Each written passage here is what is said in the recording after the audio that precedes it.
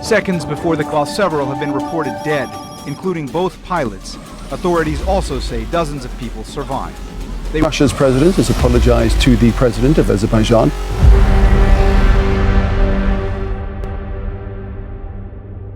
अस्सलामु अलैकुम दोस्तों, 25 दिसंबर 2024 यह वक्त था सुबह का 7:55। आज़रबाईजान एयरलाइन की फ़्लाइट J28243 आज़रबाईजान के कैपिटल सिटी बाकू से टेक ऑफ करती है। इस फ़्लाइट की असली मंजिल रशिया के एक शहर ग्रोज़नी में थी।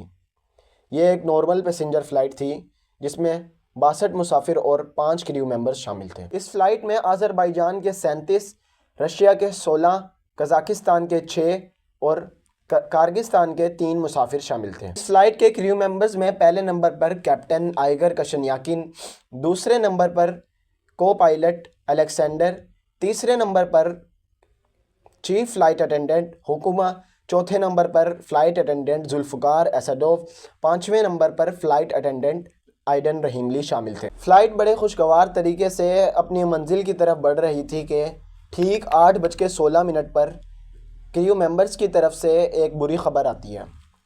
ख़बर ये थी कि प्लेन के साथ कोई परिंदा टकरा गया, लेकिन बाद में ये पता चलता है कि यह कोई परिंदा नहीं बल्कि एक मिसाइल था जो रशियन एयर डिफेंस सिस्टम की तरफ से लॉन्च किया गया था।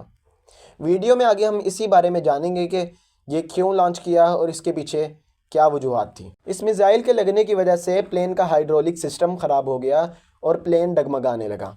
प्लेन का बैलेंस ख़त्म हो गया। पायलट्स ने इसका बैलेंस बरकरार करने के लिए बहुत कोशिश की, जिसमें वो कामयाब भी हो गए, लेकिन बदकिस्मती से 8:40 पर यह प्लेन एयर ट्रैफिक कंट्रोल के रडार से गायब हो गया, जिसकी वजह जीपीएस में ख़राबी बताई जा रही है। बहरहाल ये फ़्लाइट तकरीबन 1 घंटे के बाद एयर कंट्रोल सिस्टम के रडार में शो होने लगी। क्रू मेंबर्स ने फ़ौरन एमरजेंसी सिचुएशन के बारे में आगाह किया और फ़ौरन एमरजेंसी लैंडिंग की रिक्वेस्ट की।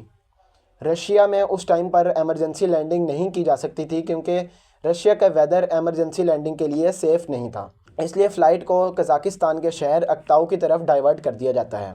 10:07 पर यह फ़्लाइट एयर ट्रैफिक कंट्रोल के रडार में नज़र आने लग गई, लेकिन पायलट से रब्ता अभी तक मुमकिन नहीं हो सका था। फिर भी पायलट्स एमरजेंसी लैंडिंग के लिए कोई सेफ़ जगह तलाश कर रहे थे और फिर पायलट्स ने एमरजेंसी लैंडिंग के लिए 2 कोशिशें भी की, जिसमें वो नाकाम रहे। 10:30 पर पायलट्स ने इस फ़्लाइट को लैंड करने की तीसरी कोशिश की। बदकिस्मती से इस दफ़ा पायलट्स के हाथों प्लेन का कंट्रोल खो गया और प्लेन एयरपोर्ट से सिर्फ 3 किलोमीटर के फासले पर तबाह हो गया। एमरजेंसी सर्विसेज जल्द अज जल्द प्लेन के क्रैश साइट पर पहुंच गई, लेकिन उस वक्त तक बहुत बड़ा जानी नुकसान हो चुका था। 67 लोगों में से दोनों पायलट समेत 38 लोग हलाक हो गए। बच जाने वालों की तादाद 29 थी, लेकिन बच जाने वालों में से ज़्यादातर ऐसे थे जिन्हें ऐसी चोटें आईं जिनसे उनकी ज़िंदगी बदल जाए। बच जाने वालों में से ज़्यादातर प्लेन के पिछले हिस्से में बैठे हुए थे।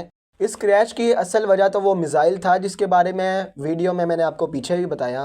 अब मैं आपको ये बताऊंगा कि इस क्रैश के बाद रशिया का क्या रद्द-ए-अमल आया। रशिया के सदर व्लादिमीर पुतिन ने इस हादसे के बाद अफसोस का इजहार किया और 28 दिसंबर को एक फ़ोन कॉल के दरमियान उन्होंने आज़रबाईजान के सदर इल्हाम अलीव से अफसोस का इजहार किया और यह तस्लीम करते हुए कहा कि यह हादसा रशिया की ही फ़िज़ाई हदूद में पेश आया, जिस वक्त Russian defence system Ukrainian drone के ख़िलाफ़ लड़ने में मसरूफ़ थी।